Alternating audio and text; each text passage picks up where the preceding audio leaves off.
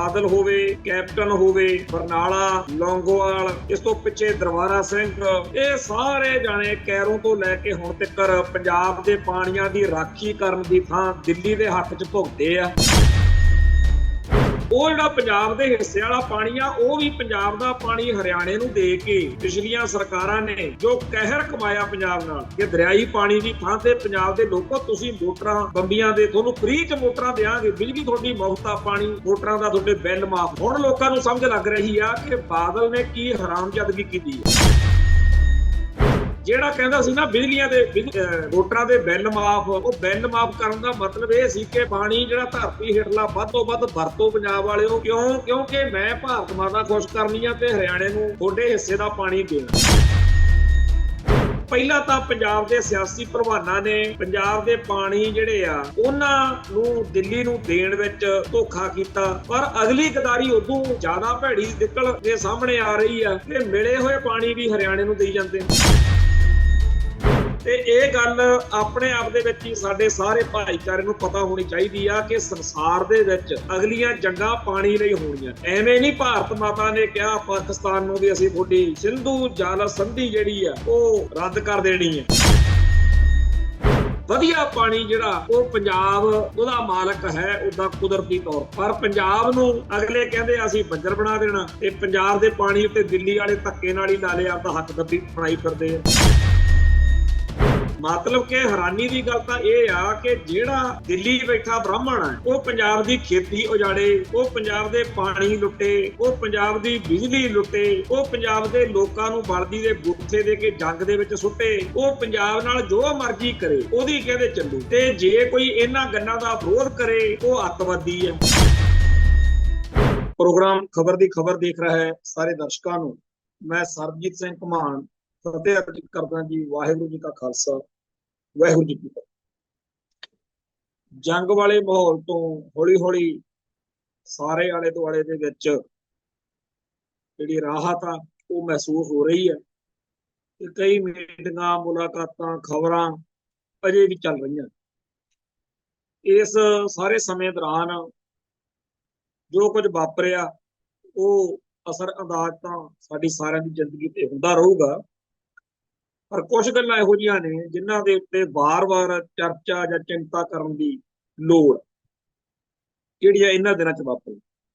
ਇਹਨਾਂ ਦਿਨਾਂ ਦੇ ਵਿੱਚ ਜਦੋਂ ਪੂਰੀ ਸਿੱਖ ਕੌਮ ਨੂੰ ਦਿੱਲੀ ਤੇ ਨਾਗਪੁਰ ਭਾਰਤੀ ਸਟੇਟ ਆਪਦੇ ਸਵਾਦ ਲਈ ਬਲਦੀ ਦੇ ਬੂਥੇ ਦੇ ਕੇ ਤਮਾਸ਼ਾ ਦੇਖਣਾ ਚਾਹੁੰਦੀ ਸੀ, ਐਨ ਉਸ ਮੌਕੇ ਜਦੋਂ ਸਿੱਖਾਂ ਨੂੰ ਜਾਂ ਪੰਜਾਬੀਆਂ ਨੂੰ ਇਹ ਜਤਾਉਣ ਦੀ ਲੋੜ ਸੀ ਕਿ ਸਾਨੂੰ ਤੁਹਾਡੀ ਬੜੀ ਕਦਰ ਆ, ਐਨ ਉਸ ਮੌਕੇ ਪੰਜਾਬ ਦਾ ਪਾਣੀ ਖੋਹ ਕੇ ਹਰਿਆਣੇ ਨੂੰ ਧੱਕੇ ਨਾਲ ਦੇਣ ਲਈ ਜਿਹੜੀ ਕਸ਼ਮਕਸ਼ ਚੱਲੀ ਹੈ ਉਹ ਹੁਣ ਦਿਨੋਂ ਦਿਨ ਹੋਰ ਜ਼ਿਆਦਾ ਕੇਂਦਰੀ ਸਟੇਜ ਤੇ ਆ ਰਹੀ।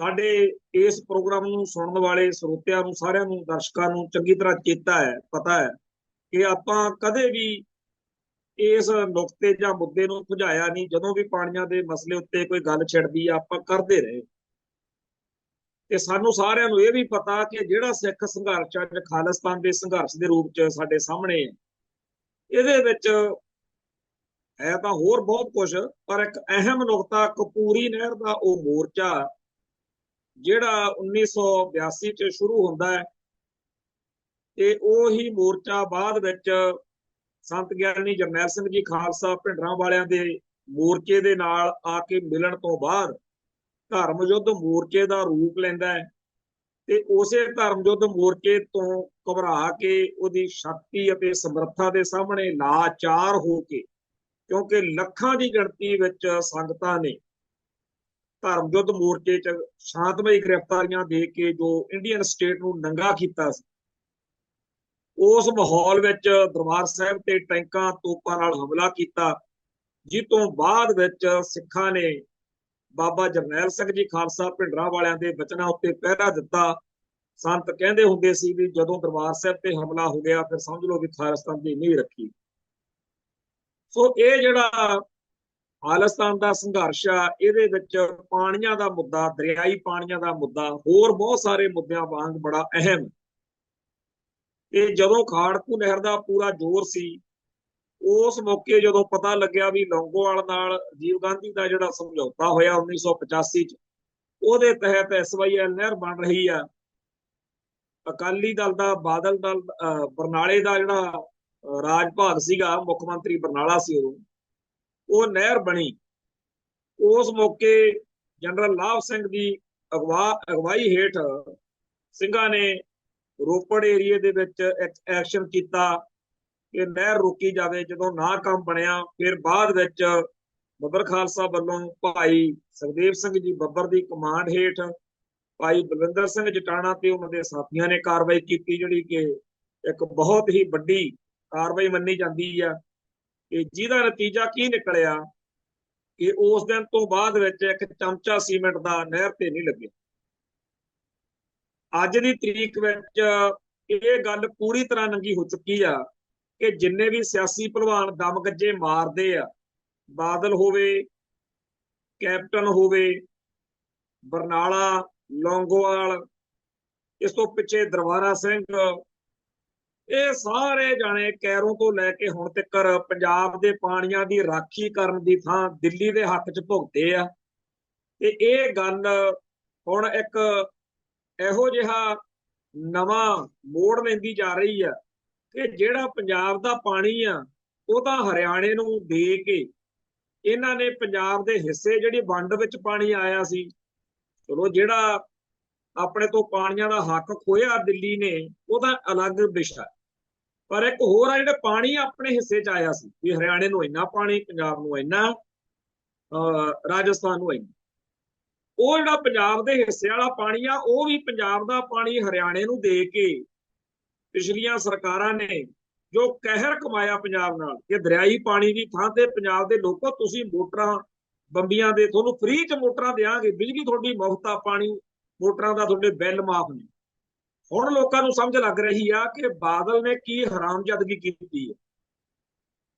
ਜਿਹੜਾ ਕਹਿੰਦਾ ਸੀ ਨਾ ਬਿਜਲੀਆਂ ਦੇ ਮੋਟਰਾਂ ਦੇ ਬਿੱਲ ਮਾਫ, ਉਹ ਬਿੱਲ ਮਾਫ ਕਰਨ ਦਾ ਮਤਲਬ ਇਹ ਸੀ ਕਿ ਪਾਣੀ ਜਿਹੜਾ ਧਰਤੀ ਹੇਠਲਾ ਵੱਧ ਤੋਂ ਵੱਧ ਵਰਤੋ ਪੰਜਾਬ ਵਾਲਿਓ। ਕਿਉਂਕਿ ਮੈਂ ਭਾਰਤ ਮਾਤਾ ਖੁਸ਼ ਕਰਨੀ ਆ ਤੇ ਹਰਿਆਣੇ ਨੂੰ ਤੁਹਾਡੇ ਹਿੱਸੇ ਦਾ ਪਾਣੀ ਦੇਣਾ। ਇਹ ਸਾਰਾ ਜਿਹੜਾ ਨੁਕਤਾ ਸੀ, ਇਹ ਐਤਕੀ ਭਗਵੰਤ ਮਾਨ ਦੀ ਜਿਹੜੀ ਸਰਕਾਰ ਦਾ ਪੇਚਾ ਪਿਆ ਹਰਿਆਣੇ ਨਾਲ, ਉਹਦੇ ਕਰਕੇ ਜੱਗ ਜ਼ਾਹਿਰ ਹੋਇਆ। ਤੇ ਅੱਜ ਮੇਰੇ ਸਾਹਮਣੇ ਦੋ ਅਖਬਾਰ ਪਏ ਆ, ਪੰਜਾਬੀ ਟ੍ਰਿਬਿਊਨ ਤੇ ਅਜੀਤ, ਦੋਨਾਂ ਦੇ ਮੁੱਖ ਸਫ਼ੇ ਦੀ ਖਬਰ ਵੀ ਪਾਣੀਆਂ ਦੇ ਮਸਲੇ ਨਾਲ ਸੰਬੰਧਿਤ ਹੈ ਤੇ ਦੋਨਾਂ ਦੇ ਸੰਪਾਦਕੀ ਸਫ਼ੇ ਦੇ ਉੱਤੇ ਲੇਖ ਵੀ ਪਾਣੀਆਂ ਦੇ ਮਸਲੇ ਨਾਲ ਸੰਬੰਧਿਤ। ਤੇ ਅੱਜ ਇਹ ਸਾਰੇ ਲੋਕ ਹੈਰਾਨ ਪਰੇਸ਼ਾਨ ਨੇ ਕਿ ਪਹਿਲਾਂ ਤਾਂ ਪੰਜਾਬ ਦੇ ਸਿਆਸੀ ਪ੍ਰਵਾਨਾਂ ਨੇ ਪੰਜਾਬ ਦੇ ਪਾਣੀ ਜਿਹੜੇ ਆ ਉਹਨਾਂ ਨੂੰ ਦਿੱਲੀ ਨੂੰ ਦੇਣ ਵਿੱਚ ਧੋਖਾ ਕੀਤਾ, ਪਰ ਅਗਲੀ ਗਦਾਰੀ ਉਦੋਂ ਜ਼ਿਆਦਾ ਭੈੜੀ ਨਿਕਲ ਕੇ ਸਾਹਮਣੇ ਆ ਰਹੀ ਆ ਕਿ ਮਿਲੇ ਹੋਏ ਪਾਣੀ ਵੀ ਹਰਿਆਣੇ ਨੂੰ ਦੇਈ ਜਾਂਦੇ ਨੇ। ਪਿਛਲੇ 2 ਸਾਲ ਵੀ ਜਾਂ ਪਿਛਲੇ ਸਾਲਾਂ 'ਚ ਵੀ ਜਿਹੜਾ ਇਹ ਪਾਣੀ ਦਿੰਦਾ ਰਿਹਾ ਪੰਜਾਬ ਹਰਿਆਣੇ ਨੂੰ, ਉਹਦੇ ਕਰਕੇ ਐਤਕੀ ਹਰਿਆਣੇ ਵਾਲਿਆਂ ਨੇ ਇਹੀ ਸੋਚਿਆ ਹੋਇਆ ਸੀ ਵੀ ਮਿਲ ਜਾਣਾ ਅੱਗੇ ਵਾਂਗੂ, ਪੰਜਾਬ ਵਿੱਚ ਕੀ ਦੇ ਨਾ ਸਕਿਆ, ਉਹ ਖਲਾਰਾ ਪੈ ਗਿਆ। ਤੇ ਅੱਜ ਇਹ ਸਾਰੀ ਦੁਨੀਆ ਨੂੰ ਪਤਾ ਹੈ। ਕੱਲ ਜਿਹੜੀ ਮੀਟਿੰਗ ਹੋਈ ਆ ਪਾਣੀਆਂ ਦੇ ਮਸਲੇ ਉੱਤੇ, ਉਹਦੇ ਵਿੱਚ ਇਹ ਗੱਲ ਬੜੀ ਅਹਿਮ ਹੈ ਕਿ ਪੰਜਾਬ ਤੇ ਹਰਿਆਣਾ ਫਿਰ ਖੇਬੜੇ ਨੇ ਆਪਸ ਵਿੱਚ। ਅੱਜ ਪੰਜਾਬੀ ਟ੍ਰਿਬਿਊਨ ਦੀ ਇਹ ਮੁੱਖ ਖਬਰ ਹੈ, ਕਿਉਂਕਿ ਹੁਣ ਜਿਹੜਾ ਅਗਲਾ ਸ਼ਡਿਊਲ ਜਿਵੇਂ ਬਣਾਇਆ ਹੁੰਦਾ 21 ਮਈ ਤੋਂ 31 ਮਈ ਤੱਕ ਦਾ ਪਾਣੀ ਜਿਹੜਾ ਉਹਦੀ ਵੰਡ ਦਾ ਸਿਸਟਮ ਆਉਣਾ ਸੀ, ਉਹਦੇ ਵਿੱਚ ਪੰਜਾਬ ਨੇ 10 ਦਿਨਾਂ ਲਈ 17,000 ਕਿਊਸਕ, ਰਾਜਸਥਾਨ ਨੇ 12,000 ਕਿਊਸਕ ਤੇ ਹਰਿਆਣੇ ਨੇ 10,300 ਕਿਊਸਕ ਪਾਣੀ ਦੀ ਮੰਗ ਰੱਖੀ ਸੀ। ਤੇ ਪਾਣੀ ਦੀ ਜਿਹੜੀ ਇਸ ਮੌਕੇ ਮੰਗ ਵਾ, ਉਹਦੇ ਵਿੱਚ ਪੰਜਾਬ ਸਰਕਾਰ ਨੇ ਕਿਹਾ ਵੀ ਸਾਡੇ ਝੋਨੇ ਦਾ ਸੀਜ਼ਨ ਆ, ਪਿਛਲੇ ਸਾਲਾਂ ਦੇ ਵਿੱਚ ਜਿਹੜੇ ਨਾਲੇ, ਸੂਏ, ਕੱਸੀਆਂ ਪਿਛਲੇ 15, 20, 30, 40 ਸਾਲਾਂ ਚੋਂ ਨਹੀਂ ਸੀ ਵਗਦੇ, ਹੁਣ ਅਸੀਂ ਉਹ ਪੰਜਾਬ ਨੇ ਚਾਲੂ ਕਰ ਲਏ ਆ। ਇਸ ਕਰਕੇ ਸਾਨੂੰ ਪਾਣੀ ਦੀ ਪੂਰੀ ਜਿੰਨੀ ਸਾਨੂੰ ਪਹਿਲਾਂ ਪਾਣੀ ਆਪਦਾ ਉਹਦੀ ਵੀ ਲੋੜ ਆ। ਜਿਹੜਾ ਪਾਣੀ ਤੁਸੀਂ ਪਿਛਲੇ 5-10 ਮਹੀਨਿਆਂ 'ਚ ਸਾਡਾ ਵਰਤਿਆ, ਸਾਤੋਂ ਉਧਾਰਾ ਲਿਆ ਸੀ, ਉਹ ਵੀ ਸਾਨੂੰ ਦਿਓ। ਅਸੀਂ ਐਤਕੀ ਪੰਜਾਬ ਦੇ ਵਿੱਚ ਆਪਦਾ ਪੂਰਾ ਪਾਣੀ ਵਰਤਣਾ, ਤੇ ਜਿਹੜਾ ਤੁਹਾਨੂੰ ਉਧਾਰਾ ਦਿੱਤਾ ਸੀ ਉਹ ਵੀ। ਇਸ ਗੱਲ ਦਾ ਹਰਿਆਣੇ ਨੂੰ ਬਹੁਤ ਤਕਲੀਫ ਆ, ਦਿੱਲੀ ਨੂੰ ਵੀ ਤਕਲੀਫ ਆ। ਰਾਜਸਥਾਨ ਦੇ ਬਾਰੇ ਪਤਾ ਨਹੀਂ ਕਿਹੜੀ ਦੇਸ਼ ਭਗਤੀ ਦੀ ਭਾਵਨਾ ਤਹਿਤ ਪੰਜਾਬ ਦੇ ਮੁੱਖ ਮੰਤਰੀ ਭਗਵੰਤ ਮਾਨ ਨੇ ਜਿਹੜਾ ਪਾਣੀ ਦਿੱਤਾ, ਉਹਨਾਂ ਨੇ ਵੀ ਧੰਨਵਾਦ ਕੀਤਾ। ਕੱਲ ਵਾਲੀ ਮੀਟਿੰਗ 'ਚ ਵੀ ਸਾਡਾ ਤੁਸੀਂ ਸੋਚਿਆ, ਤੇ ਇਹ ਵੀ ਕਹਿੰਦੇ ਅਸੀਂ ਦੇਸ਼ ਭਗਤੀ ਦੇ ਨੁਕਤੇ ਤੋਂ ਕੀਤਾ। ਪਰ ਜਿਹੜੀ ਇਹ ਖਬਰ ਵਾ, ਇਹ ਆਪਣੇ ਆਪ ਦੇ ਵਿੱਚ ਇਸ ਗੱਲ ਨੂੰ ਨੰਗਾ ਕਰਦੀ ਹੈ ਕਿ ਪੰਜਾਬ ਆਪਦੇ ਹਿੱਸੇ, ਆਪਦੀ ਜਿਹੜੀ ਪਹਿਲੋਂ ਮਾਲਕੀ ਆ, ਉਹ ਤਾਂ ਗਵਾਈ ਚੁੱਕਾ ਵੀ ਸਾਡੀ ਇਹ ਜਿਹੜਾ ਹੱਕ ਸਾਡਾ ਭਾਖੜਾ ਬਿਆਸ ਮੈਨੇਜਮੈਂਟ ਬੋਰਡ ਤੇ ਬਣਦਾ, ਸਾਡਾ ਜਿਹੜੀ ਇਥੋਂ ਬਿਜਲੀ ਪੈਦਾ ਹੁੰਦੀ ਆ, ਜਿਹੜਾ ਪਾਣੀ ਆ, ਉਹ ਸਾਡਾ। ਤੇ ਹੁਣ ਅਗਲਾ ਜਿਹੜਾ ਕੰਮ ਆ, ਉਹ ਐਤਕੀ ਖਿਲਾਰੇ ਪੈ ਗਏ। ਅਗਲੇ ਸਾਲ ਅਗਲੀਆਂ ਸਰਕਾਰਾਂ ਲਈ ਇਹ ਨੁਕਤਾ ਉਹਨਾਂ ਨੂੰ ਘੇਰਨ ਦੇ ਲਈ ਬਹੁਤ ਵੱਡਾ ਸਾਬਤ ਹੋਇਆ ਕਰੂਗਾ ਕਿ ਤੁਸੀਂ ਸਾਨੂੰ ਦੱਸੋ ਪਹਿਲਾਂ ਵੀ ਸਾਨੂੰ ਪੰਜਾਬ ਨੂੰ ਤਾਂ ਬੰਜਰ ਬਣਾਈ ਗਏ ਹੋ, ਤੇ ਸਾਡੇ ਹਿੱਸੇ ਦਾ ਪਾਣੀ ਹਰਿਆਣੇ ਨੂੰ ਦੇਈ ਗਏ। ਤੇ ਇਹ ਗੱਲ ਆਪਣੇ ਆਪ ਦੇ ਵਿੱਚ ਹੀ ਸਾਡੇ ਸਾਰੇ ਭਾਈਚਾਰੇ ਨੂੰ ਪਤਾ ਹੋਣੀ ਚਾਹੀਦੀ ਆ ਕਿ ਸੰਸਾਰ ਦੇ ਵਿੱਚ ਅਗਲੀਆਂ ਜੰਗਾਂ ਪਾਣੀ ਲਈ ਹੋਣੀਆਂ ਨੇ। ਐਵੇਂ ਨਹੀਂ ਭਾਰਤ ਮਾਤਾ ਨੇ ਕਿਹਾ ਪਾਕਿਸਤਾਨ ਨੂੰ ਵੀ ਅਸੀਂ ਤੁਹਾਡੀ ਸਿੰਧੂ ਜਲ ਸੰਧੀ ਜਿਹੜੀ ਆ ਉਹ ਰੱਦ ਕਰ ਦੇਣੀ ਹੈ। ਅੱਜ ਇਸ ਮਸਲੇ ਦੇ ਉੱਤੇ ਅਜੀਤ ਨੇ ਵੀ ਸੰਪਾਦਕੀ ਲਿਖੀ ਹੋਈ ਆ ਸਿੰਧੂ ਜਲ ਸੰਧੀ ਉੱਤੇ, ਤੇ ਇਸੇ ਉੱਤੇ ਪੰਜਾਬੀ ਟ੍ਰਿਬਿਊਨ ਨੇ ਵੀ ਲਿਖੀ ਆ, ਤੇ ਪੂਰੀ ਡਿਟੇਲ ਦੇ ਵਿੱਚ ਉਹਨਾਂ ਨੇ ਸਾਰਾ ਲਿਖਿਆ। ਤੇ ਚਲੋ ਦੇਸ਼ ਭਗਤੀ ਦੇ ਅਸਰ ਹੇਠ ਜਾਂ ਭਾਰਤੀ ਮੀਡੀਆ ਹੋਣ ਕਰਕੇ ਇਹਨਾਂ ਨੇ ਤਾਂ ਪਾਕਿਸਤਾਨ ਦੇ ਨੁਕਤੇ ਤੋਂ ਉਲਟ ਹੀ ਲਿਖਣਾ ਸੀ। ਪਰ ਇਹ ਗੱਲ ਹੈ ਕਿ ਅੱਡ-ਅੱਡ ਮੁਲਕਾਂ ਦੇ ਵਿੱਚ ਪਾਣੀਆਂ ਦੇ ਪਿੱਛੇ ਕਲੇਸ਼ ਜਿਹੜੇ ਆ ਉਹ ਕਈ ਥਾਂ ਤੇ ਹੋ ਰਹੇ ਆ, ਕਈ ਥਾਂ ਤੇ ਹੋਣਗੇ। ਤੇ ਸਭ ਤੋਂ ਵਧੀਆ ਪਾਣੀ ਜਿਹੜਾ ਉਹ ਪੰਜਾਬ ਉਹਦਾ ਮਾਲਕ ਹੈ, ਉਹਦਾ ਕੁਦਰਤੀ ਤੌਰ ਤੇ। ਪਰ ਪੰਜਾਬ ਨੂੰ ਅਗਲੇ ਕਹਿੰਦੇ ਅਸੀਂ ਬੰਜਰ ਬਣਾ ਦੇਣਾ, ਤੇ ਪੰਜਾਬ ਦੇ ਪਾਣੀ ਉੱਤੇ ਦਿੱਲੀ ਵਾਲੇ ਧੱਕੇ ਨਾਲ ਹੀ ਲਾ ਲਿਆ, ਆਪਦਾ ਹੱਕ ਦੱਬੀ ਬਣਾਈ ਫਿਰਦੇ ਆ। ਮਤਲਬ ਕਿ ਹੈਰਾਨੀ ਦੀ ਗੱਲ ਤਾਂ ਇਹ ਆ ਕਿ ਜਿਹੜਾ ਦਿੱਲੀ ਬੈਠਾ ਬ੍ਰਾਹਮਣ ਹੈ, ਉਹ ਪੰਜਾਬ ਦੀ ਖੇਤੀ ਉਜਾੜੇ, ਉਹ ਪੰਜਾਬ ਦੇ ਪਾਣੀ ਲੁੱਟੇ, ਉਹ ਪੰਜਾਬ ਦੀ ਬਿਜਲੀ ਲੁੱਟੇ, ਉਹ ਪੰਜਾਬ ਦੇ ਲੋਕਾਂ ਨੂੰ ਬਲਦੀ ਦੇ ਬੂਥੇ ਦੇ ਕੇ ਜੰਗ ਦੇ ਵਿੱਚ ਸੁੱਟੇ, ਉਹ ਪੰਜਾਬ ਨਾਲ ਜੋ ਮਰਜ਼ੀ ਕਰੇ, ਉਹਦੀ ਕਹਿੰਦੇ ਚੱਲੂਗੀ। ਤੇ ਜੇ ਕੋਈ ਇਹਨਾਂ ਗੱਲਾਂ ਦਾ ਵਿਰੋਧ ਕਰੇ, ਉਹ ਅੱਤਵਾਦੀ ਆ। ਤੇ ਜਦੋਂ ਇਹਨਾਂ ਨੂੰ ਜਿਹੜੇ ਅੱਤਵਾਦੀ ਲੱਗਦੇ ਸੀ, ਆਪਾਂ ਨੂੰ ਪਤਾ ਕਿ ਭਾਰਤ ਦੇ ਵਿੱਚ, ਪੰਜਾਬ ਦੇ ਵਿੱਚ ਕਿਸੇ ਵੀ ਬੰਦੇ ਨਾਲ ਗੱਲ ਕਰ ਲਓ, ਜੇ ਉਹਨਾਂ ਨੂੰ ਕਹੀਏ ਵੀ ਅਫਗਾਨਿਸਤਾਨ ਵਾਲੇ ਤਾਲਿਬਾਨਾਂ ਬਾਰੇ ਤੁਹਾਡਾ ਕੀ ਵਿਚਾਰ ਆ, ਤਾਂ ਹਰੇਕ ਆਮ ਸਧਾਰਨ ਪੇਂਡੂ ਬੰਦਾ ਜਿਹੜਾ ਭਾਰਤੀ ਆ ਜਾਂ ਪੰਜਾਬੀ ਆ, ਉਹ ਬਹੁਤ ਹੀ ਜ਼ਿਆਦਾ ਨਾਵਾਚਕ ਵਿਚਾਰ ਜਿਹੜੇ ਆ ਤਾਲਿਬਾਨਾਂ ਦੇ ਬਾਰੇ ਦਿੰਦਾ ਹੈ ਕਿ ਉਹ ਤਾਂ ਬੜੇ ਕੱਟੜ ਹੁੰਦੇ ਆ, ਬੜੇ ਮਾੜੇ ਹੁੰਦੇ ਆ, ਉਹ ਤਾਂ ਜੀ ਔਰਤ ਜਾਤੀ ਤੇ ਬੜਾ ਜ਼ਬਰ ਕਰਦੇ ਆ, ਉਹ ਨਸ਼ਿਆਂ ਦੇ ਵਪਾਰੀ ਨੇ, ਉਹ ਕੋਈ ਬੰਦੇ ਨੇ। ਪਿਛਲੇ 35-40 ਸਾਲਾਂ ਦੇ ਵਿੱਚ ਜਦੋਂ ਤੋਂ ਤਾਲਿਬਾਨਾਂ ਦਾ ਉਭਾਰ ਹੋਇਆ, ਭਾਰਤੀ ਮੀਡੀਆ ਨੇ, ਭਾਰਤੀ ਨਿਜ਼ਾਮ ਨੇ, ਬ੍ਰਾਹਮਣਵਾਦ ਨੇ ਜਿੰਨਾ ਕੂੜ ਪ੍ਰਚਾਰ ਤਾਲਿਬਾਨਾਂ ਦੇ ਖਿਲਾਫ ਕੀਤਾ, ਉਹਦੀ ਕਰਕੇ ਆਮ ਭਾਰਤੀ ਉਵੇਂ ਸੋਚਦਾ ਕਿ ਇਹ ਤਾਂ ਬੜੇ ਮਾੜੇ ਬੰਦੇ। ਪਰ ਅੱਜ ਹਾਲਾਤ ਉਹ ਨਹੀਂ ਰਹੇ। ਅੱਜ ਉਹ ਤਾਲਿਬਾਨ ਜਿਹੜੇ ਆ ਰਾਜ ਸੱਤਾ ਦੇ ਮਾਲਕ ਬਣੇ ਹੋਏ ਨੇ। ਤੇ ਅੱਜ ਕੀ ਹਾਲ ਆ ਵੀ ਜਿਹੜਾ ਭਾਰਤ ਦਾ ਜੈ ਸ਼ੰਕਰ ਆ ਵਿਦੇਸ਼ ਮੰਤਰੀ, ਉਹ ਮੁਲਾਕਾਤਾਂ ਕਰਦਾ ਫਿਰਦਾ ਉਹਦੇ ਨਾਲ। ਜਿਹੜਾ ਅਫਗਾਨਿਸਤਾਨ ਦਾ, ਉਥੇ ਕਿਸੇ ਵੇਲੇ ਉਹ ਕਹਿੰਦੇ ਸੀ ਇਹ ਭਾਰਤੀ ਵੀ ਤਾਲਿਬਾਨ ਆ ਜੀ, ਅੱਤਵਾਦੀ ਆ। ਅੱਜ ਉਹਦੇ ਚੋਂ ਕੋਈ ਇਹਨਾਂ ਨੂੰ ਨਹੀਂ ਦਿਖਦਾ ਵੀ ਇਹ ਬੰਦੇ ਮੌਲਵੀ ਅਮੀਰ ਖਾਨ ਮੁਤਕੀ। ਤੇ ਇਹਦੇ ਬਾਰੇ ਅੱਜ ਬੜੀਆਂ ਚੰਗੀਆਂ ਚੰਗੀਆਂ ਗੱਲਾਂ ਕਹੀਆਂ ਜਾ ਰਹੀਆਂ ਨੇ। ਕਹਿੰਦੇ ਜੀ ਅਫਗਾਨ ਲੋਕਾਂ ਨਾਲ ਸਾਡੀ ਰਵਾਇਤੀ ਦੋਸਤੀ ਆ, ਅਸੀਂ ਉਹਨਾਂ ਨਾਲ ਵਰਤਾਂਗੇ, ਜੈ ਸ਼ੰਕਰ ਕਹਿ ਰਿਹਾ। ਹੁਣ ਭਾਰਤੀ ਜਿਹੜੇ ਹਾਕਮ ਨੇ, ਇਹਨਾਂ ਦੀ ਜਿਹੜੀ ਮੌਕਾ ਪ੍ਰਸਤੀ ਆ ਨਾ, ਉਹ ਸਾਡੇ ਸਾਰਿਆਂ ਦੇ ਜੇਨ ਵਿੱਚ ਹੋਣੀ ਚਾਹੀਦੀ। ਉਹ ਕੀ ਹੈ ਗੱਲ ਬਈ, ਜਦੋਂ ਤਾਲਿਬਾਨਾਂ ਦੇ ਖਿਲਾਫ ਭਾਰਤ ਦਾ ਮੀਡੀਆ ਕੂੜ ਪ੍ਰਚਾਰ ਕਰਦਾ ਹੁੰਦਾ, ਉਹਨਾਂ ਦੇ ਦਿਮਾਗ ਵਿੱਚ ਇਹ ਹੁੰਦਾ ਕਿ ਨਾਦਰ ਵੇਲੇ, ਅਬਦਾਲੀ ਵੇਲੇ ਬੀਤੇ ਦੌਰ ਵਿੱਚ ਮੁਹੰਮਦ ਗੌਰੀ ਮਹਿਮੂਦ ਗਜ਼ਨਵੀ ਤੋਂ ਲੈ ਕੇ ਵੀ ਇੱਥੇ ਸਾਡੇ ਉੱਤੇ ਭਾਰਤ ਉੱਤੇ ਚੜ ਚੜ ਕੇ ਆਉਂਦੇ ਸੀ, ਸਾਡੀਆਂ ਇੱਜ਼ਤਾਂ ਲੁੱਟਦੇ ਸੀ, ਸਾਡੀਆਂ ਧੀਆਂ ਭੈਣਾਂ, ਸਾਡੀ ਧਨ ਦੌਲਤ, ਸਾਡੀ ਸੱਤਾ ਨੂੰ ਰੋਲਦੇ ਸੀ। ਇਹ ਗੱਲ ਵੱਖਰੀ ਆ ਕਿ ਇਹਨਾਂ ਸਾਰੇ ਬਾਹਰੋਂ ਆਏ ਧਾੜਵੀਆਂ ਨੂੰ ਇਥੋਂ ਭਾਰਤ ਦੇ ਹਿੰਦੂ ਰਾਜੇ ਹੀ ਇੱਕ ਦੂਜੇ ਦੀ ਜੈਲਸੀ ਦੇ ਵਿੱਚ ਇੱਕ ਦੂਜੇ ਦੇ ਖਿਲਾਫ ਹੋਣ ਕਰਕੇ ਸੱਦਾ ਪੱਤਰ ਭੇਜਦੇ ਰਹੇ ਆ। ਪਰ ਇਹ ਗੱਲ ਭਾਰਤ ਦੇ ਆਮ ਹਿੰਦੂ ਨੂੰ ਬੜੀ ਚੁਭਦੀ ਹੈ ਕਿ ਅਫਗਾਨੀਆਂ ਨੇ ਬੀਤੇ ਦੌਰ ਵਿੱਚ ਸਾਡੇ ਨਾਲ ਬੜੀ ਮਾੜੀ ਕੀਤੀ। ਤੇ ਉਹਨਾਂ ਸਮਿਆਂ ਦੇ ਵਿੱਚ ਜਦੋਂ ਅਬਦਾਲੀ ਤੇ ਨਾਦਰ ਵਰਗਿਆਂ ਨੇ ਇੱਥੇ ਇਸ ਪਵਿੱਤਰ ਧਰਤੀ ਨੂੰ ਪਲੀਤ ਕੀਤਾ, ਉਹਨਾਂ ਵੇਲਿਆਂ ਦੇ ਵਿੱਚ ਪੰਜਾਬ ਦੀ ਧਰਤੀ ਤੋਂ ਉੱਠੇ ਹੋਏ ਖਾਲਸੇ ਨੇ, ਸਿੱਖਾਂ ਨੇ ਉਹਨਾਂ ਧਾੜਵੀਆਂ ਨਾਲ ਠੋਕ ਵੀ ਟੱਕਰ ਲਈ ਤੇ ਹਜ਼ਾਰਾਂ ਜਿਹੜੀਆਂ ਹਿੰਦੂ ਬਹੁ ਬੇਟੀਆਂ ਨੇ ਉਹਨਾਂ ਨੂੰ ਬਚਾ ਕੇ ਘਰੋਂ ਘਰੀ ਉੱਪੜਦਾ ਕੀਤਾ। ਇਹ ਸਾਰੀ ਦੁਨੀਆ ਨੂੰ ਪਤਾ। ਹੁਣ ਇੱਕ ਪਾਸੇ ਤਾਂ ਸਿੱਖ ਕੌਮ ਆ, ਇੱਕ ਪਾਸੇ ਹਿੰਦੂ ਕੌਮ ਆ, ਇੱਕ ਪਾਸੇ ਅਫਗਾਨੀ ਹੈ। ਕਮਾਲ ਦੇ ਹਾਲਾਤ ਨੇ ਕਿ ਉਹ ਹਿੰਦੂ ਜਿਨ੍ਹਾਂ ਨੇ ਹਮੇਸ਼ਾ ਹੀ ਇਹ ਗੱਲ ਦਿਲ ਤੇ ਲਾ ਕੇ ਰੱਖੀ ਆ ਕਿ ਸਾਡੇ ਨਾਲ ਬੀਤੇ ਦੌਰ ਵਿੱਚ ਅਫਗਾਨ ਤੋਂ ਆਉਣ ਵਾਲੇ ਧਾੜਵੀਆਂ ਨੇ ਬੜੀ ਮਾੜੀ ਕੀਤੀ ਸੀ, ਅੱਜ ਉਹਨਾਂ ਨੂੰ ਤਾਲਬਾਨਾਂ ਨਾਲ, ਅਫਗਾਨੀਆਂ ਨਾਲ ਮੇਲ ਮਿਲਾਪ ਕਰਨ 'ਚ ਕੋਈ ਇਤਰਾਜ਼ ਨਹੀਂ।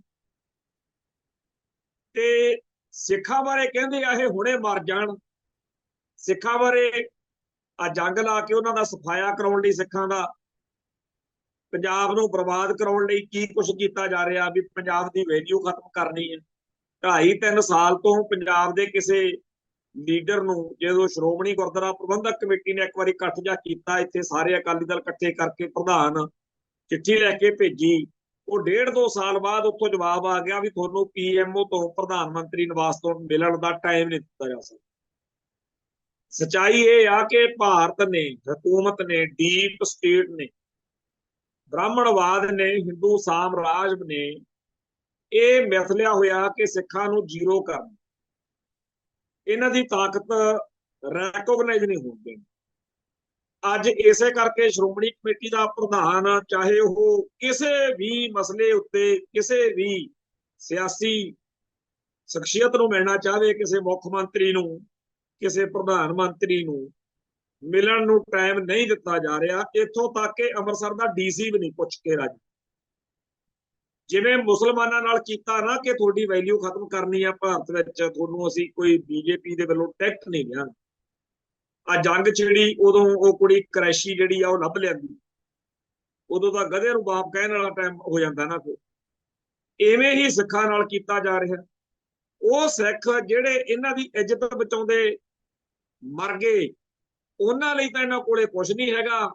ਹੁਣ ਉਹਨਾਂ ਦੀ ਜੁੱਤੀ ਕਾਇਮ ਆ, ਛਿੱਤਰ ਕਾਇਮ ਆ ਅਫਗਾਨਿਸਤਾਨ ਵਾਲੇ ਤਾਲਬਾਨਾਂ ਦਾ, ਜਿਨ੍ਹਾਂ ਨੂੰ ਆ ਹੁਣ ਤੱਕ ਭੰਡਦੇ ਰਹੇ ਆ, ਉਹਨਾਂ ਨਾਲ ਬਹਿ ਬਹਿ ਕੇ ਜੈ ਸ਼ੰਕਰ ਜਪੀਆਂ ਪਾ ਰਹੇ। ਅਸਲੀ ਗੱਲ ਕੀ ਆ ਕਿ ਨਾ ਤਾਂ ਇਹਨਾਂ ਨੂੰ ਅਫਗਾਨੀਆਂ ਦੇ ਜ਼ੁਲਮ ਜਿਹੜੇ ਨੇ ਉਹ ਪਾਉਂਦੇ ਆ, ਨਾ ਇਹਨਾਂ ਨੂੰ ਸਿੱਖਾਂ ਦਾ ਅਹਿਸਾਨ ਕੋਈ ਅਰਥ ਰੱਖਦਾ। ਜਿਹਦੀ ਜੁੱਤੀ ਕਾਇਮ ਆ ਉਹਦੇ ਪੈਰਾਂ ਨੂੰ ਪੈ ਜਾਣਾ ਇਹਨਾਂ ਨੇ। ਜੇਕਰ ਚਾਈਨਾ ਦੀ ਜੁੱਤੀ ਕਾਇਮ ਆ ਉਧਰ ਨੂੰ ਝਾਕਣਾ ਨਹੀਂ, ਤੇ ਜੇ ਪਾਕਿਸਤਾਨ ਕਮਜ਼ੋਰ ਲੱਗਦਾ ਉਹ ਤੇ ਚੜਾਈ ਕਰ ਲਓ। ਅਮਰੀਕਾ ਵਾਲੇ ਮਿਸਟਰ ਟਰੰਪ ਨੇ ਇਹਨਾਂ ਦੀ ਠੋਕ ਵਜਾ ਕੇ ਮੰਜੀ ਠੋਕੀ ਹੋਈ ਆ ਇਹਨਾਂ ਦੇ ਨਾਲ। ਉਹਦੇ ਬਾਰੇ ਕਦੇ ਨਹੀਂ ਕਹਿੰਦੇ ਹੈਗੇ ਕਿ ਤੂੰ ਗਲਤ ਕਰ ਰਿਹਾ, ਪਰ ਇੱਥੇ ਕੋਈ ਹੋਰ ਮਾੜਾ ਧੀੜਾ ਹੋਵੇ ਉਹਦੇ ਦੁਆਲੇ ਹੋ ਜਾਂਦੇ। ਤੋ ਇਹ ਤੋਂ ਆਪਾਂ ਅਕਲ ਸਿੱਖੀਏ ਕਿ ਸਿੱਖੋ ਆਪਦੀ ਸਿਆਸੀ ਤਾਕਤ, ਆਪਦੀ ਜੁੱਤੀ ਕਾਇਮ ਕਰੋ। ਜੇ ਤੁਹਾਡਾ ਛਿੱਤਰ ਕਾਇਮ ਆ ਤਾਂ ਸਭ ਕੁਝ ਹੀ ਠੀਕ ਆ, ਨਹੀਂ ਤਾਂ ਫਿਰ ਤੁਸੀਂ ਅੱਤਵਾਦੀ ਵੀ ਹੋ, ਤੁਸੀਂ ਦਹਿਸ਼ਤਗਰਦ ਵੀ ਹੋ। ਤੇ ਉਸ ਮਾਹੌਲ ਵਿੱਚ ਕੀ ਦਾ ਕੀ ਹੋ ਸਕਦਾ ਤੇ ਤੁਹਾਡੇ ਸਾਹਮਣੇ।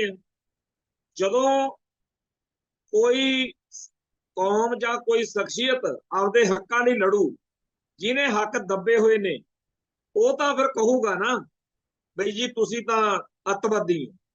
ਤੇ ਉਹੀ ਅੱਤਵਾਦੀ ਜਦੋਂ ਸੱਤਾ ਹੱਥ 'ਚ ਆ ਜਾਂਦੀ ਆ ਉਹ ਫਿਰ ਫਰੀडम ਫਾਈਟਰ ਹੋ ਜਾਂਦਾ। ਆਪਾਂ ਨੂੰ ਸਭ ਨੂੰ ਪਤਾ ਸਾਰਾ ਸੰਸਾਰ ਇਹੋ ਜਿਹੀਆਂ ਹਜ਼ਾਰਾਂ ਘਟਨਾਵਾਂ ਨਾਲ ਭਰਿਆ ਪਿਆ ਤੇ ਆ ਤਾਜੀ ਗੱਲ ਜਿਹੜੀ ਹੋਈ ਆ ਜਿਹਦੇ 'ਚ ਟਰੰਪ ਜਿਹੜਾ ਹੈ ਉਹ ਮੇਲ ਮੁਲਾਕਾਤਾਂ ਕਰਦਾ ਫਿਰਦਾ ਉਹਨਾਂ ਸਾਰਿਆਂ ਨਾਲ ਜਿਨ੍ਹਾਂ ਨੂੰ ਬੀਤੇ ਦੌਰ ਵਿੱਚ ਅੱਤਵਾਦੀ ਕਹਿੰਦਾ ਰਿਹਾ।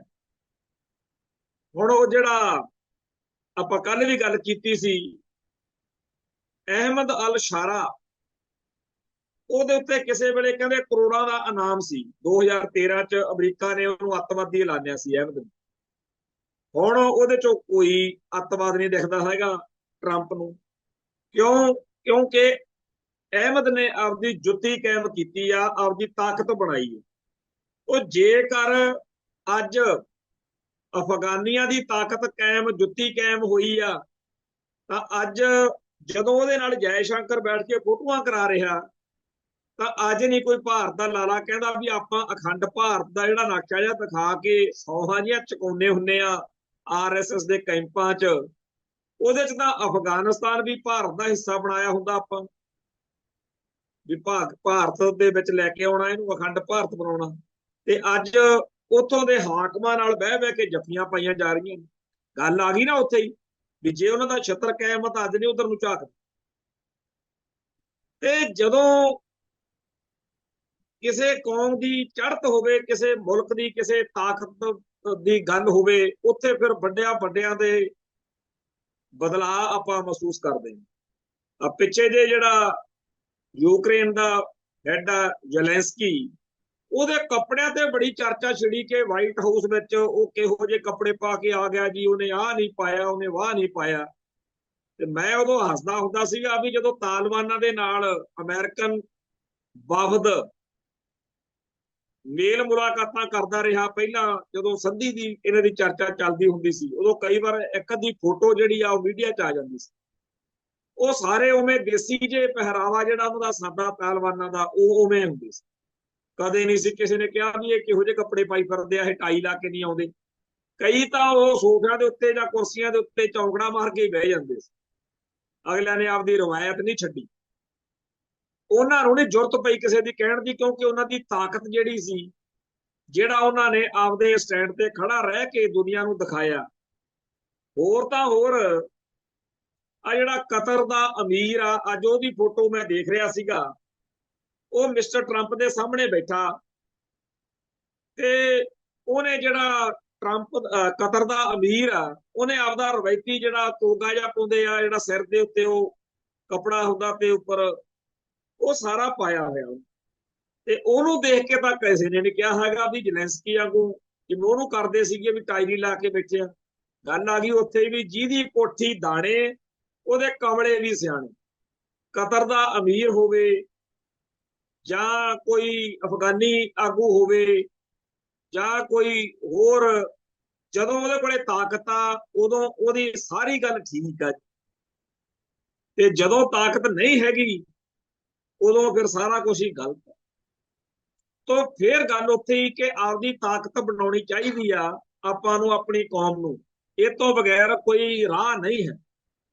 ਅਗਲੇ ਤੁਹਾਡਾ ਪਾਣੀ ਲੁੱਟ ਰਹੇ ਆ, ਤੁਹਾਡੇ ਸਾਰਾ ਕੁਝ ਖਰਾਬ ਕਰ ਰਹੇ ਨੇ। ਆਪਾਂ ਨਿੱਤ ਇਹੀ ਚਰਚਾ ਕਰਦੇ ਹਾਂ।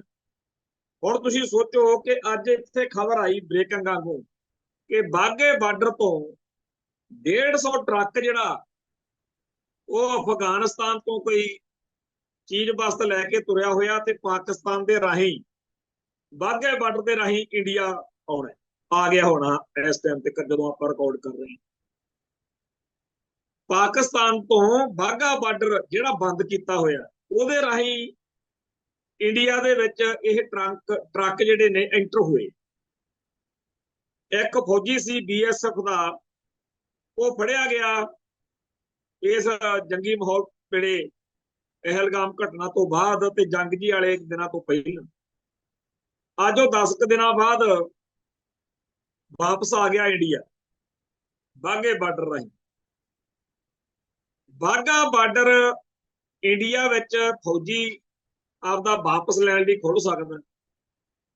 ਆ ਟਰੱਕ ਅਫਗਾਨਿਸਤਾਨ ਤੋਂ ਆਉਣੇ ਆ ਚੀਜ਼ਾਂ ਦੇ ਲਾਲਿਆਂ ਦੇ, ਇਹਦੇ ਲਈ ਵੀ ਖੁੱਲ ਸਕਦਾ। ਪਰ ਬਾਘਾ ਬਾਰਡਰ ਕਰਤਾਰਪੁਰ ਜਾਣਾ ਹੋਵੇ ਸਿੱਖਾਂ ਨੇ, ਉੱਥੇ ਵੀ ਬੰਦੋਬਸਤ ਸਰਹੱਦ, ਤੇ ਜੇ ਇਧਰ ਨਨਕਾਣਾ ਸਾਹਿਬ ਦੇ ਲਈ ਜਥਾ ਜਾਣਾ ਹੋਵੇ ਤਾਂ ਵੀ ਬੰਦ। ਦੇਖੋ, ਜੇ ਲਾਲਿਆਂ ਦੇ ਹਿੱਤ ਪੂਰੇ ਹੁੰਦੇ ਹੋਣ ਹਿੰਦੂਆਂ ਦੇ ਜਾਂ ਹਿੰਦੂ ਰਾਸ਼ਟਰ ਦੇ, ਨਹੀਂ ਕਹਿ ਦਿੰਦੇ ਵੀ ਅਸੀਂ ਨਹੀਂ ਜੀ ਟਰੱਕ ਇੱਧਰ ਦੀ ਬਾੜਨੇ, ਸਾਡਾ ਤਾਂ ਕੰਮ ਬੰਦ ਆ, ਕਹਿ ਦਿੰਦੇ ਵੀ ਅਸੀਂ ਨਹੀਂ ਫੌਜੀ ਲੈਣਾ ਹੈਗਾ। ਕਿਉਂ ਨਹੀਂ ਕਿਹਾ? ਇਸ ਕਰਕੇ ਕਿ ਹਿੰਦੂਆਂ ਦੇ ਹਿੱਤ ਵਿੱਚ ਗੱਲ ਆ, ਹਿੰਦੂ ਹਿੰਦੁਸਤਾਨ ਦੇ ਹਿੱਤ ਵਿੱਚ ਗੱਲ। ਜਦੋਂ ਗੱਲ ਹੋਵੇ ਸਿੱਖਾਂ ਦੇ ਹਿੱਤ ਦੀ, ਉਦੋਂ ਕਹਿੰਦੇ ਤੁਸੀਂ ਦੇਸ਼ ਭਗਤ ਨਹੀਂ ਹੈਗੇ, ਤੁਹਾਨੂੰ ਨਹੀਂ ਦਿਖਦਾ ਹੈਗਾ ਆਪਣੀ ਤਾਂ ਪਾਕਿਸਤਾਨ ਨਾਲ ਵਿਗੜੀ ਹੋਈ ਆ, ਛੱਡੋ ਪਰਾਂ ਕਰਤਾਰਪੁਰ ਸਾਹਿਬ ਦੇ ਦਰਸ਼ਨ ਦਿਦਾਰੇ, ਭੁੱਲ ਜਾਓ ਨਨਕਾਣਾ ਸਾਹਿਬ ਨੂੰ। ਇੱਕ ਹੋਰ ਸ਼ੋਸ਼ਾ ਬੜਾ ਚੱਲਦਾ ਰਹਿੰਦਾ ਕਿ ਜਿਹੜਾ ਬੰਦਾ ਜੀ ਨਨਕਾਣਾ ਸਾਹਿਬ ਦੀ ਯਾਤਰਾ ਲਈ ਵੀਜ਼ਾ ਲਵਾ ਲੈਂਦਾ ਪਾਕਿਸਤਾਨ ਦਾ, ਉਹਨੂੰ ਕਹਿੰਦੇ ਜੀ ਅਮਰੀਕਾ ਕੈਨੇਡਾ ਵੀਜ਼ਾ ਨਹੀਂ ਦਿੰਦੇ। ਫਿਰ ਇਹ ਗੱਲ ਬੜੀ ਚਲਾਈ ਹੋਈ ਹੈ। ਕਈ ਭੈਣ ਭਰਾ ਸਾਨੂੰ ਪੁੱਛਣਗੇ ਕਿ ਜੀ ਤੁਸੀਂ ਗਏ ਹੋਏ ਹੋ ਪਾਕਿਸਤਾਨ, ਨਨਕਾਣਾ ਸਾਹਿਬ ਦੇ ਯਾਤਰਾ ਲਈ ਅਸੀਂ ਵੀ ਜਾਣਾ ਚਾਹੁੰਦੇ ਹਾਂ, ਪਰ ਸਾਨੂੰ ਤਾਂ ਇਉਂ ਦੱਸਿਆ ਹੋਇਆ ਵੀ ਜੇਕਰ ਤੂੰ ਪਾਕਿਸਤਾਨ ਦਾ ਵੀਜ਼ਾ ਲਵਾ ਲਿਆ ਤੈਨੂੰ ਕਿਸੇ ਮੁਲਕ ਦੇ ਵੀਜ਼ਾ ਨਹੀਂ ਦੇਣਾ। ਮੈਂ ਉਹਨੂੰ ਕਿਹਾ, ਭਰਾਵਾ ਉਸੇ ਪਾਕਿਸਤਾਨ ਤੋਂ ਅਮਰੀਕਾ ਨੂੰ ਜਿਹੜੇ ਬੰਦੇ ਜਾਈ ਜਾਂਦੇ ਆ, ਜਿਹੜੇ ਹੋਰਨਾਂ ਮੁਲਕਾਂ ਨੂੰ ਜਾਈ ਜਾਂਦੇ ਆ, ਉਹਨਾਂ ਦੇ ਤਾਂ ਪਿੰਡੇ ਨਾਲ ਕੋਈ ਨਹੀਂ ਬੰਬ ਬੰਨੇ ਹੋਏ ਦਿਖਦੇ, ਜਿਹੜਾ ਤੂੰ ਕਹਿਣਾ ਕਿ ਜੇ ਕੋਈ ਆਪਾਂ ਉੱਥੇ ਗੇੜਾ ਕੱਢਿਆ ਹੈ। ਜਦੋਂ ਕਰਤਾਰਪੁਰ ਸਾਹਿਬ ਦਾ ਲਾਂਘਾ ਖੁੱਲਿਆ ਸੀ, ਉਸ ਟਾਈਮ ਦੇ ਉੱਤੇ ਇਮਰਾਨ ਖਾਨ ਤੇ ਨਵਜੋਤ ਸਿੱਧੂ, ਚਲੋ ਇਹ ਸਪੋਰਟਸਮੈਨ ਸੀ, ਕ੍ਰਿਕਟ ਦੇ ਖਿਡਾਰੀ ਸੀ, ਇਹਨਾਂ ਦੀ ਸਾਂਝ ਇਸ ਦੌਰ ਵਿੱਚ ਬੜੇ ਕੰਮ ਆਈ। ਉਸ ਮੌਕੇ ਜਦੋਂ ਸਿੱਖਾਂ ਨੂੰ ਬੜਾ ਚਾਅ ਚੜਿਆ ਕਿ ਆਪਾਂ ਕਰਤਾਰਪੁਰ ਸਾਹਿਬ ਦੇ ਦਰਸ਼ਨ ਦਿਦਾਰੇ ਕਰ ਸਕਦੇ ਹਾਂ, ਉਦੋਂ ਜਿਹੜਾ ਡੀਜੀਪੀ ਸੀ ਇੱਥੋਂ ਦਾ, ਉਹਨੇ ਕਿਉਂ ਕਿਹਾ ਸੀਗਾ ਕਿ ਜਿਹੜਾ ਬੰਦਾ ਉੱਥੇ ਜਾਊਗਾ ਉਹ ਤਾਂ ਜੀ ਟ੍ਰੇਨਿੰਗ ਲੈ ਕੇ ਹਥਿਆਰਾਂ ਦੀ ਆਜੂ ਤੇ ਅੱਤਵਾਦ ਦਹਿਸ਼ਤਗਰਦੀ, ਉਹਦਾ ਭਾਵ ਇਹੀ ਸੀ ਕਿ ਲੋਕਾਂ ਨੂੰ ਡਰਾਉਣਾ। ਕਰਤਾਰਪੁਰ ਸਾਹਿਬ ਦਾ ਲਾਂਘਾ ਸਿੱਖਾਂ ਲਈ ਖੋਲ ਤਾਂ ਦਿੱਤਾ ਇਹਨਾਂ ਨੇ, ਉਹ ਵੱਖਰੇ ਕਾਰਨਾਂ ਕਿਉਂ ਖੋਲਿਆ, ਪਰ ਪੂਰਾ ਇੱਕ ਟੈਰਰ, ਇੱਕ ਦਹਿਸ਼ਤ ਕਿ ਘੱਟ ਤੋਂ ਘੱਟ ਲੋਕ ਜਾਣ, ਮਿਸਬਿਹੇਵ ਉੱਥੇ ਪੂਰਾ ਕਰਦੇ ਰਹੇ ਆ। ਹਰ ਰੋਜ਼ ਉੱਥੇ ਜਾਣ ਵਾਲੀਆਂ ਸੰਗਤਾਂ ਜਿਹੜੀਆਂ ਨੇ ਉਹਨਾਂ ਨੂੰ, ਮੈਂ ਵੀ ਇੱਕ ਦਿਨ ਵੀਜ਼ਾ ਇੱਥੋਂ ਅਪਲਾਈ ਕਰ ਬੈਠੇ ਸੀ ਸਾਰਾ ਟੱਬਰ, ਉਹ ਜਿਹੜਾ ਮੁਲਾਜ਼ਮ ਆਇਆ ਉਹਦੀਆਂ ਗੱਲਾਂ ਹੀ ਹੋਰ। ਮੈਂ ਕਿਹਾ ਭਰਾਵਾ ਇਹ ਤੂੰ ਰਹਿਣ ਹੀ ਦੇ, ਫਿਰ ਜਿਹੜਾ ਇੰਨਾ ਤੂੰ ਡਰਾਮੇ ਕਰਦਾ, ਅਸੀਂ ਸੱਚੇ ਪਾਤਸ਼ਾਹ ਕਰਨਗੇ ਕਿਰਪਾ ਤਾਂ ਜਿਵੇਂ ਹੋਊਗਾ ਦੇਖ ਲਾ। ਤੋਂ ਕਹਿਣ ਤੋਂ ਭਾਵ ਇਹ ਹੈ ਕਿ ਜਿਹੜੀ ਗੱਲ ਸਿੱਖਾਂ ਦੇ ਹਿੱਤ ਦੀ ਆ, ਉਹ ਇਹ ਮੁਲਕ ਪੂਰਾ ਠੋਕ ਵਜਾ ਕੇ ਵਿਰੋਧ ਕਰਦਾ, ਤੇ ਜਿਹੜੀ ਗੱਲ ਦਾ ਕਨੈਕਸ਼ਨ ਹਿੰਦੂ ਹਿੰਦੁਸਤਾਨ ਨਾਲ ਆ ਉਹ ਠੀਕ ਹੈ। ਜੇ ਅਫਗਾਨੀਆਂ ਦੇ ਨਾਲ ਸਿੱਖ ਸੰਬੰਧ ਰੱਖ ਲੈਣ ਫਿਰ ਚੀਕਾਂ ਪੈਣਗੀਆਂ ਇਹਨਾਂ ਦੀਆਂ। ਜੇਕਰ ਜਦੋਂ 2 ਸਾਲ ਪਹਿਲਾਂ 2023 ਦੇ ਵਿੱਚ, ਅੱਜ 25 ਆ, ਹੜ੍ਹ ਵਰਗਾ ਮਾਹੌਲ ਬਣ ਗਿਆ, ਪਾਣੀ ਵਾਧੂ ਜਿਹੜਾ ਸੀ, ਉਹ ਕਿਹਾ ਵੀ ਹਰਿਆਣੇ ਵਾਲਿਓ, ਰਾਜਸਥਾਨ ਵਾਲਿਓ ਲੈ ਲਓ, ਕਹਿੰਦੇ ਲਿਫਾਫੇ 'ਚ ਪਾ ਕੇ ਰੱਖ ਲਓ ਤੁਸੀਂ ਹੁਣ। ਉਦੋਂ ਕਹਿੰਦੇ ਤੁਸੀਂ ਸਾਨੂੰ ਕਹਿੰਦੇ ਹੁੰਦੇ ਹੋ ਪਾਣੀਆਂ ਤੇ ਸਾਡਾ ਹੱਕ ਵਾ, ਹੁਣ ਤੁਸੀਂ ਝੱਲੋ ਪਾਣੀ। ਉਸ ਮੌਕੇ ਪਾਕਿਸਤਾਨ ਨੂੰ ਪਾਣੀ ਛੱਡ ਦਿੱਤਾ ਗਿਆ, ਉਹਨਾਂ ਨੇ ਚਲੋ ਵਧੀਆ ਇੰਤਜ਼ਾਮ ਆਪਦਾ ਜੋ ਵੀ ਸਰਿਆ ਬਣਿਆ ਕਰ ਲਿਆ। ਤੇ ਕਮਾਲ ਦੀ ਗੱਲ ਇਹ ਆ ਕਿ ਸਾਰੇ ਭਾਰਤ ਨੇ ਕਦੇ ਨਹੀਂ ਇਹ ਗੱਲ ਸੋਚੀ ਕਿ ਪੰਜਾਬ ਇੱਕ ਬਾਰਡਰ ਤੇ ਸੂਬਾ, ਅਸੀਂ ਇੱਥੇ ਉਹ ਸੁੱਖ ਸਹੂਲਤਾਂ ਦਈਏ, ਇੰਨਾ ਚੰਗਾ ਇੱਥੋਂ ਦੇ ਲੋਕਾਂ ਨਾਲ ਵਿਹਾਰ ਕਰੀਏ ਕਿ ਇਹ ਲੋਕ ਸਦਾ ਭਾਰਤ ਨਾਲ ਖੜਨ, ਤੇ 1947 ਮੌਕੇ ਕੀਤੇ ਵਾਅਦੇ ਆ ਜਿਹੜੇ ਸਾਡੇ ਵਡੇਰਿਆਂ ਦੇ, ਉਹਦਾ ਸਤਿਕਾਰ ਹੋਵੇ। ਉਲਟ ਕੰਮ ਫੜਿਆ ਹੋਇਆ ਕਿ ਤੁਹਾਨੂੰ ਡੋਬਣਾ, ਤੁਹਾਨੂੰ ਮਾਰਨਾ। ਜਿਹਨੂੰ ਇਹ ਗੱਲਾਂ ਦੀ ਸਮਝ ਨਹੀਂ ਲੱਗਦੀ, ਉਹ ਕੰਧ ਪੁੰਧ 'ਚ ਟੱਕਰ ਮਾਰ ਕੇ ਦੇਖ ਲਵੇ, ਸ਼ਾਇਦ ਕੋਈ ਤੀਜਾ ਨੇਤਰ ਖੁੱਲ ਜਾਵੇ। ਕਿਵੇਂ ਸਮਝ ਆਉਣੀ ਹੁੰਦੀ ਹੈ? ਕਿਹੜਾ ਇਹਦੇ 'ਚ ਅਲਜਬਰਾ ਵਾ ਜਿਹੜਾ ਆਪਾਂ ਨੂੰ ਸਮਝ ਨਹੀਂ ਲੱਗਦਾ ਕਿ ਇੰਡੀਆ ਦਾ ਸਿੱਧਾ ਜਿਹਾ ਕੰਮ ਆ ਕਿ ਜਿਹੜੀ ਗੱਲ ਦੇ ਨਾਲ ਸਿੱਖਾਂ ਦੇ ਹਿੱਤ ਜੁੜੇ ਹੋਏ ਨੇ ਨਾ, ਉਹ ਆਪਾਂ ਡਰਾਉਣੀ ਤੇ ਖਤਰਨਾਕ ਬਣਾ ਕੇ ਲੋਕਾਂ 'ਚ ਦਹਿਸ਼ਤ ਫੈਲਾ ਕੇ ਉਹਨੂੰ ਹੋਣ ਨਹੀਂ ਦੇਣਾ ਕਿ ਤੁਸੀਂ ਨਾ ਨਨਕਾਣਾ ਸਾਹਿਬ ਜਾਇਓ, ਤੁਸੀਂ ਨਾ ਕਰਤਾਰਪੁਰ ਸਾਹਿਬ ਜਾਇਓ, ਤੁਸੀਂ ਤਾਂ ਫਿਰ ਅੱਤਵਾਦ ਦਾ ਲੇਬਲ ਲਵਾ ਲਓਗੇ। ਤੇ ਜੇਕਰ ਹੋਵੇ ਸਾਡੇ ਹਿੰਦੂਆਂ ਦੇ ਹਿੱਤਾਂ ਦੀ, ਫਿਰ ਸਭ ਕੁਝ ਠੀਕ। ਸੋ ਇਸ ਮਾਹੌਲ ਵਿੱਚ ਜਦੋਂ ਅਸੀਂ ਆ ਸਾਰੀਆਂ ਗੱਲਾਂ ਕਰਦੇ ਆ ਤਾਂ ਕਈ ਭਰਾ ਕਹਿੰਦੇ ਆ ਕਿ ਤੁਸੀਂ ਸੱਚ ਬੋਲਦੇ ਹੋ ਕਿ ਤੁਹਾਡੇ ਤੇ ਕੋਈ ਕਾਰਵਾਈ ਤਾਂ ਭਾਈ ਉਹ ਆਪਦਿਆਂ ਨੂੰ ਨਹੀਂ ਬਖਸ਼ਦੇ ਜਿਨ੍ਹਾਂ ਨੇ ਭਾਰਤ ਮਾਤਾ ਦੀ ਸੇਵਾ ਕੀਤੀ ਕਰਾਈ ਹੈ। ਆ ਫੇਰ ਇੱਕ ਖਬਰ ਆ, ਕੋਈ ਗੁਜਰਾਤ ਸਮਾਚਾਰ ਹੈ, ਉਹਨੇ ਕੋਈ ਮੋਦੀ ਦੇ ਖਿਲਾਫ ਕ੍ਰਿਟਿਸਿਜ਼ਮ ਕੀਤੀ ਹੋਣੀ ਆ, ਜਿਹੜਾ ਚੱਲਦਾ ਰੌਲਾ ਉਹਨੂੰ ਬਹੁਤ ਤੰਗ ਕੀਤਾ ਤੇ ਈਡੀ ਦੇ ਛਾਪੇ ਇਨਫੋਰਸਮੈਂਟ ਡਿਪਾਰਟਮੈਂਟ ਵੱਲੋਂ ਤੇ ਉਹਨੂੰ ਕਹਿੰਦੇ ਫੜ ਲਿਆ। ਕੋਈ ਅਖਬਾਰ ਕੱਢਦਾ ਸੀ ਉਹਦੇ ਮਾਲਕ ਦਾ, ਉਹਦਾ ਬੜਾ ਰੌਲਾ ਪਿਆ ਹੋਇਆ ਇੱਥੇ। ਗੁਜਰਾਤ ਸਮਾਚਾਰ, ਪਹਿਲਾਂ ਇਨਕਮ ਟੈਕਸ ਦਾ ਛਾਪਾ, ਫਿਰ ਈਡੀ ਦਾ ਛਾਪਾ ਤੇ ਹੁਣ ਮਾਲਕ ਗ੍ਰਿਫਤਾਰ। ਕਿਉਂ? ਕਹਿੰਦੇ ਜੀ ਤੁਸੀਂ ਜਿਵੇਂ ਉਹ ਜਿਹੜੀ ਅੰਜਨਾ ਇੱਕ ਤਰਪਾਠੀ ਤੇ ਹੋਰ ਜਿਹੜਾ ਲੱਲੜ ਪੱਲੜ ਆ ਉਹਨਾਂ ਵਾਂਗੂ ਮੋਦੀ ਸਾਹਿਬ ਦੀ ਜੈ ਜੈਕਾਰ ਨਹੀਂ ਕਰਦੇ, ਕਿਉਂਕਿ ਮੋਦੀ ਤੰਤਰ ਇਹ ਚਾਹੁੰਦਾ ਹੈ ਕਿ ਸਾਰੇ ਜਿਹੜੇ ਭਾਰਤ ਦੇ ਲੋਕ ਨੇ ਉਹ ਇਹ ਮੰਨਣ ਕਿ ਮੋਦੀ ਸਾਹਿਬ ਤਾਂ ਇਸ ਧਰਤੀ ਦੇ ਉੱਤੇ ਅੱਜ ਦੇ ਦੌਰ ਵਿੱਚ ਭਗਵਾਨ ਰੱਬ ਜਿਹੜੇ ਨੇਗੇ, ਛੋਟੇ ਰੱਬ ਲਾ ਲਓ, ਵੱਡਾ ਨਹੀਂ, ਪੂਰਾ ਰੱਬ ਨਹੀਂ ਤਾਂ ਛੋਟਾ ਰੱਬ ਹੈਗਾ ਜੀ, ਉਹ ਵਿਸ਼ਵ ਗੁਰੂ ਆ ਸਾਡਾ ਭਾਰਤ।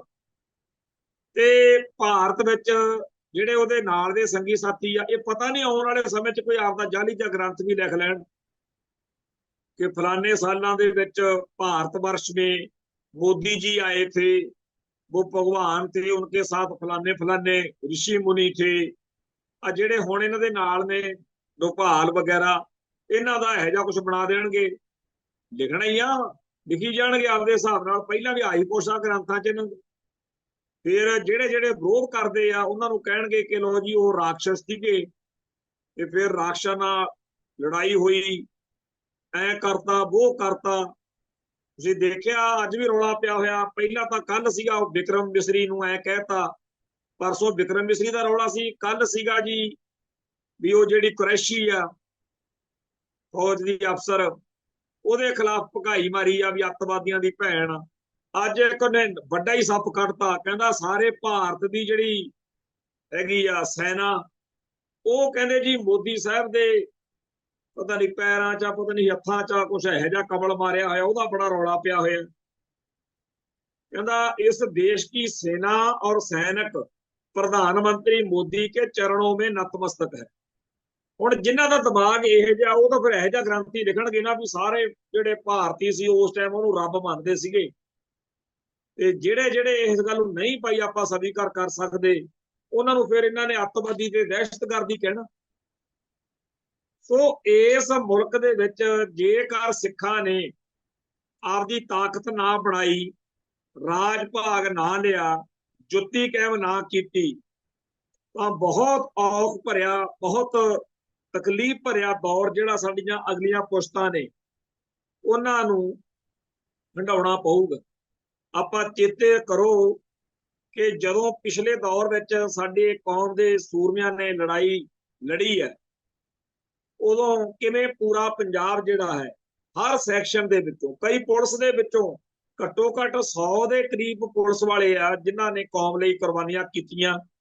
ਜਨਰਲ ਲਾਭ ਸਿੰਘ ਜਿਹੜੇ ਪਹਿਲਾਂ ਪੁਲਿਸ 'ਚ ਸੀਗੇ, ਭਾਈ ਸੁਖਦੇਵ ਸਿੰਘ ਸੁੱਖਾ ਪੰਜਵੜ ਪਿੰਡ ਤੋਂ, ਜਿਨ੍ਹਾਂ ਦਾ ਅਸਲੀ ਨਾਮ ਤਾਂ ਭਾਈ ਸੁਖਦੇਵ ਸਿੰਘ ਆ ਨਾ, ਇਵੇਂ ਹੀ ਆ ਬਲਜੀਤ ਸਿੰਘ ਭਾਊ, ਭਾਈ ਬਲਵੰਤ ਸਿੰਘ ਰਾਜੋਆਣਾ ਜਿਹੜਾ ਫਲੌਰ ਦੇ ਕਿਲੇ ਦੇ ਵਿੱਚ ਸੂਰੀ ਉਡਾਇਆ ਸੀ, ਉਹਦੇ ਵਿੱਚ ਵੀ ਪੁਲਿਸ ਅਧਿਕਾਰੀ, ਪੁਲਿਸ ਦਾ ਨੌਜਵਾਨ ਸੀ ਦਿਲਬਾਗ ਸਿੰਘ ਜਿਹੜਾ PAP ਜਲੰਧਰ ਗੋਬਿੰਦ ਰਾਮ ਵਾਲਾ ਕੰਮ ਕੀਤਾ।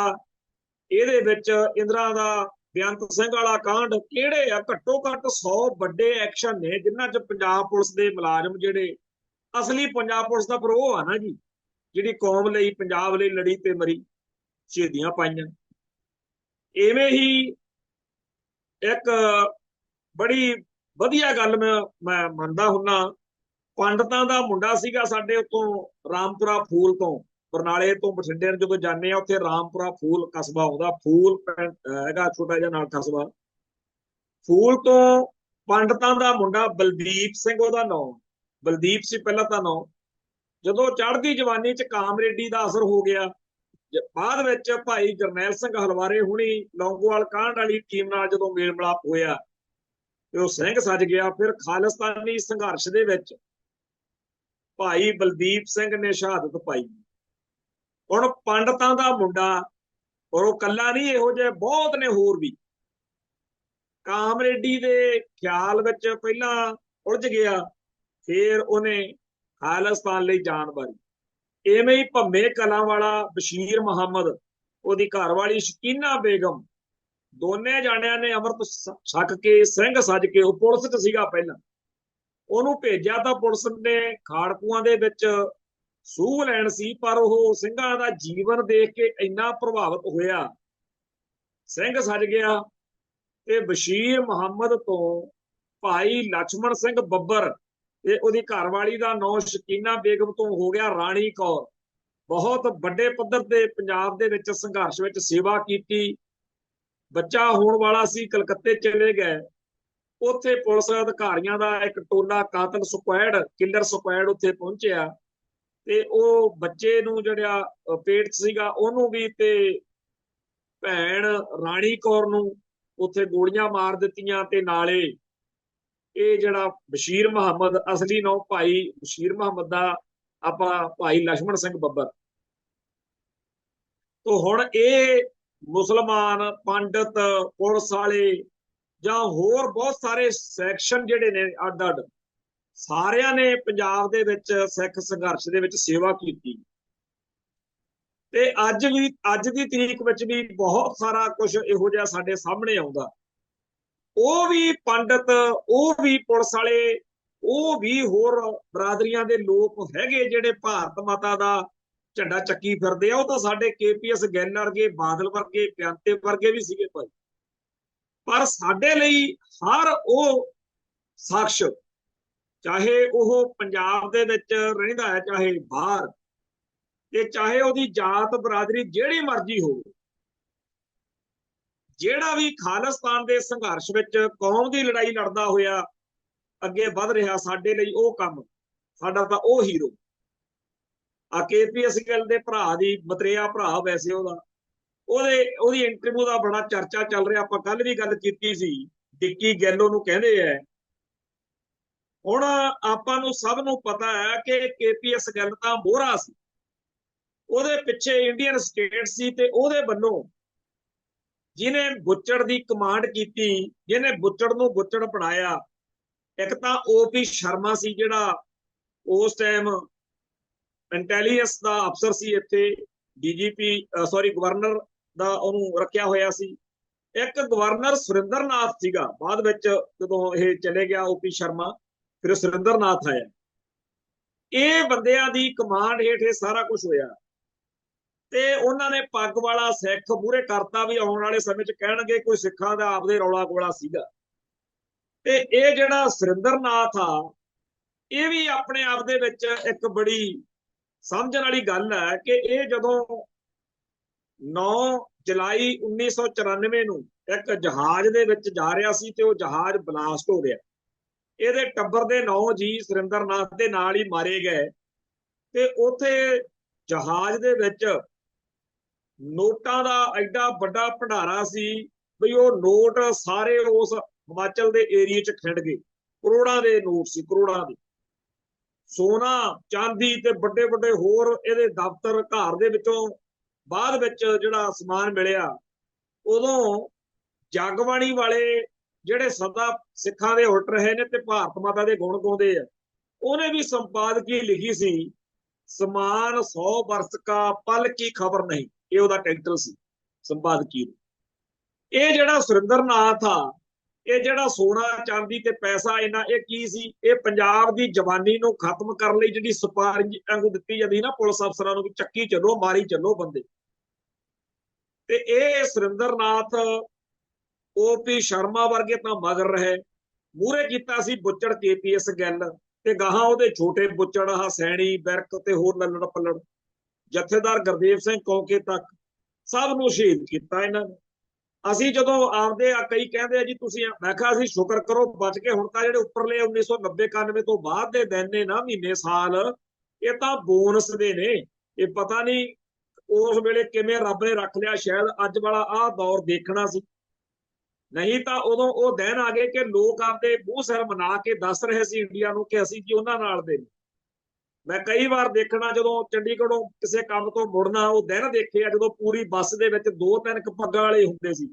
ਪੰਜਾਬ ਨੂੰ ਲੁਧਿਆਣੇ ਨੂੰ ਆ ਰਹੀ ਬੱਸ ਦਾ ਹਾਲ ਹੁੰਦਾ ਸੀ, ਪੱਗਾਂ ਐਂ ਗਾਇਬ ਕਰਦੀਆਂ ਸੀ ਪਿਆਦੇ ਦੇ KPS ਗਿੱਲ ਦੇ ਦੌਰ। ਤੇ ਉਸ ਬੁੱਚੜ ਨੂੰ ਉਹਦਾ ਭਰਾ ਕਹਿੰਦਾ ਜੀ ਉਹ ਮਸੀਹਾ ਸੀ। ਇਹ ਜਿਹੜਾ ਸੁਰਿੰਦਰਨਾਥ ਆ, ਇਹਦੇ ਵੱਡੇ ਵਡੇਰੇ ਦਾ ਪਿਓ ਸੀ, ਪਤਾ ਨਹੀਂ ਦਾਦਾ, ਉਹਨੇ ਲਾਹੌਰ ਦੇ ਵਿੱਚ ਇੱਕ ਕਿਤਾਬ ਲਿਖੀ ਸੀ, ਰੰਗੀਲਾ ਰਸੂਲ, ਜਿਹਦੇ ਵਿੱਚ ਹਜ਼ਰਤ ਮੁਹੰਮਦ ਸਾਹਿਬ ਦੇ ਸ਼ਾਨ ਦੇ ਉਲਟ ਬਹੁਤ ਨੀਚਤਾ ਭਰਿਆ ਲੇਖ ਇਹਨੇ ਲਿਖਤਾ ਲਿਖੀ। ਉਹ ਕੋਈ ਸ਼ਾਇਦ ਦੇਹਰਾਦੂਨ ਦਾ ਜਾਂ ਸ਼ਿਮਲੇ ਦਾ ਸੀ ਸ਼ਾਇਦ, ਕੋਈ ਮੋਚੀ ਮੁਸਲਮਾਨ। ਉਹਨੇ ਵਿਚਾਰੇ ਨੇ ਆਪਦਾ ਸਾਰਾ ਇਲਮਦੀਨ, ਉਹਦਾ ਨਾਮ ਸੀ ਇਲਮਦੀਨ, ਉਹ ਆਇਆ ਤੇ ਸਾਰਾ ਸੌਦਾ ਪੱਤਾ ਵੇਚ ਕੇ ਉਹਨੇ ਇਹਦੇ ਮਾਰਿਆ, ਆਪਦਾ ਜਿਹੜਾ ਉਹ ਮੋਚੀਆਂ ਕੋਲੇ ਹੁੰਦਾ ਤੇ ਇਹਨੂੰ ਮਾਰਤਾ ਸੀ। ਸੋ ਇਹ ਖਾਨਦਾਨ ਹੀ ਏਦਾਂ ਹੁੰਦਾ। ਤੋ ਆਪਾਂ ਉਹਨਾਂ ਸੂਰਮਿਆਂ ਦੀ, ਉਹਨਾਂ ਸਿੰਘਾਂ ਦੀ ਕਦਰ ਕਰਿਆ ਕਰੋ ਜਿਹੜੇ ਪੰਥ ਲਈ, ਪੰਜਾਬ ਲਈ, ਖਾਲਿਸਤਾਨ ਲਈ ਸੋਚਦੇ ਆ। ਉਹਨਾਂ ਤੋਂ ਜੇ ਕਿਤੇ 19 ਕੋਈ ਘਾਟ ਬਾਤ ਵੀ ਹੋਵੇ ਤਾਂ ਵੀ ਬਰਦਾਸ਼ਤ ਕਰ ਲਿਆ ਕਰੋ। ਜਿਨ੍ਹਾਂ ਨੂੰ ਭਾਰਤ ਮਾਤਾ ਕੀ ਜੈ ਚੜੀ ਆ, ਉਹਨਾਂ ਤੋਂ ਦੂਰ ਰਿਹਾ ਕਰੋ, ਤਾਂ ਕਿ ਖਾਲਿਸਤਾਨ ਸਿਰਜਿਆ ਜਾ ਸਕੇ, ਤਾਂ ਕਿ ਖਾਲਸਾ ਪੰਥ ਆਪਦੀ ਹੋਂਦ ਹਸਤੀ ਦਾ ਮਾਲਕ ਬਣ ਸਕੇ। ਇੱਥੇ ਸਮਾਪਤੀ ਕਰਦੇ ਆ ਜੀ, ਕੱਲ ਫੇਰ ਮਿਲਾਂਗੇ। ਨਾਨਕ ਨਾਮ ਚੜ੍ਹਦੀ ਕਲਾ, ਤੇਰੇ ਭਾਣੇ ਸਰਬੱਤ ਦਾ ਭਲਾ। ਵਾਹਿਗੁਰੂ ਜੀ ਕਾ ਖਾਲਸਾ, ਵਾਹਿਗੁਰੂ ਜੀ ਕੀ ਫਤਿਹ।